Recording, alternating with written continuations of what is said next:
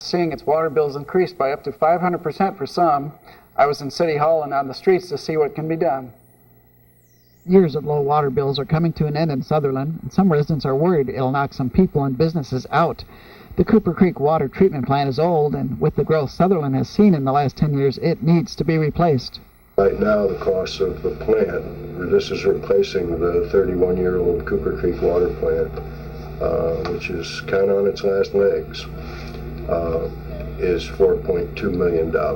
The problem is there's no money saved up to do it, so Sutherland City Councilors agreed to allow the water system to increase water use fees. But the citizens are saying, wait a minute, we need more information before we allow such a large increase in our water bills. Our rate, if we continue using the water, our rate goes from $2,500 a month to $9,000 a month. Some citizens believe there is a better way to raise the funds and are speaking out about the sometimes 500% increase in water bills. Businesses that I've talked to, it's driving them out. They cannot raise their rates, their fees, their costs to cover the water. Schmidt says now they have to increase the rates in order to borrow the money to build the new plant, or any new growth in Sutherland is over. And boy, if that goes, building's over in this town.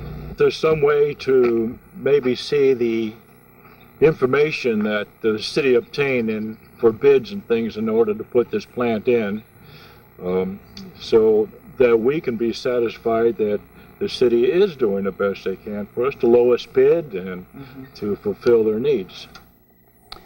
Well, a new building is rapidly taking. Two young swimmers found a partially submerged body near Idlewild Park in the North Umpqua River this afternoon, and the medical examiner confirms it is the body of the missing Cottage Grove fisherman, missing for over a week.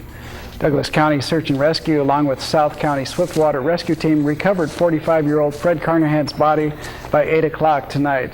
It took rescuers a few hours to transport Carnahan's body across the river in a Stokes basket and up the bank on the north side of the river. Douglas County Chief Deputy Medical Examiner Jenny Gall said Carnahan was still clothed in his waders and had all his ID with him. It's been identified as Fred Carnahan. He's been in the water probably pretty consistent with as long as he's been reported missing.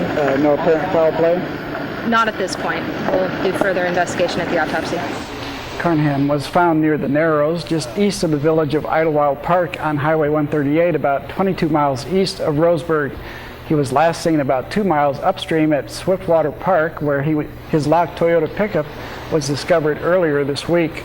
A search was mounted for Carnahan on Wednesday, and a bank search did look through this area earlier but didn't see anything.